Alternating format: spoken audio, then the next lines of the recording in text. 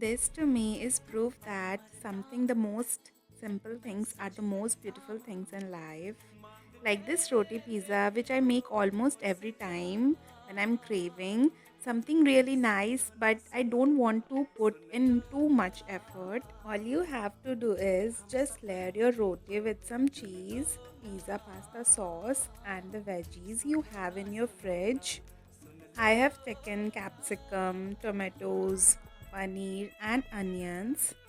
You can take your favorite veggies, whichever you want.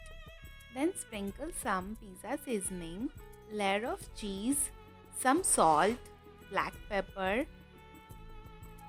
and some chili flakes. Now take a pan, add some butter, cook it until the cheese melts. And you are gonna be making this under 10 minutes.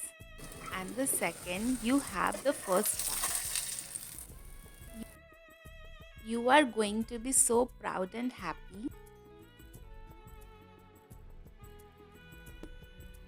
Do try this recipe and let me know in the comment box.